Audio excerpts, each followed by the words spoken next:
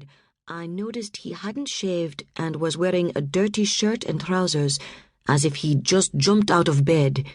You could see something drastic had happened.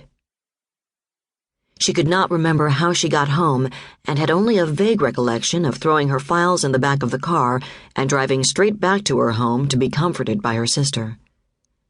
It was the collapse of a political dream, she told her interviewer, and the end of family life. Part of my soul went with him at that time. Mandela's arrest ended a period of 17 months during which he had lived on the run, adopting disguises and an assumed identity to evade the police.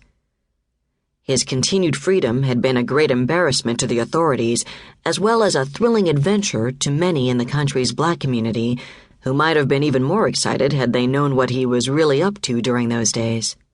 Plotting a revolution and launching an underground army, Umkhonto we Sizwe, Spear of the Nation. Much of his activity in those months would remain a secret for years to come. In these early stages after his arrest, the police knew little of Mandela's role in the terrorist campaign that he had himself initiated.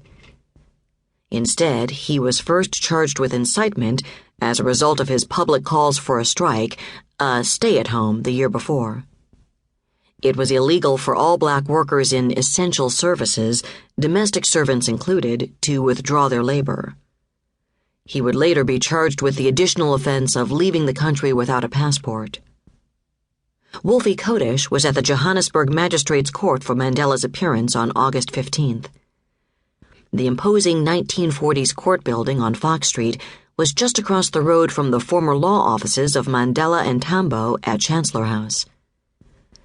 Mandela had appeared before Johannesburg magistrates many times, representing clients who were commonly summoned for petty infringements of the apartheid laws. As a reporter for New Age, Kodesh was on the press bench in the well of the court and saw the seats around him filled with special branch detectives.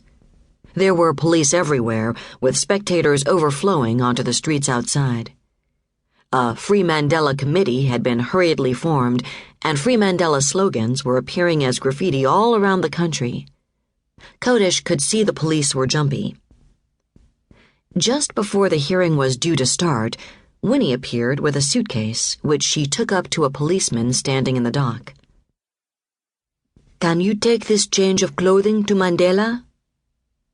Sometime later, the magistrate came in and took his seat. The hearing began, and the defendant was called for. "Mandela." Kodesh was looking forward to seeing Comrade Nelson.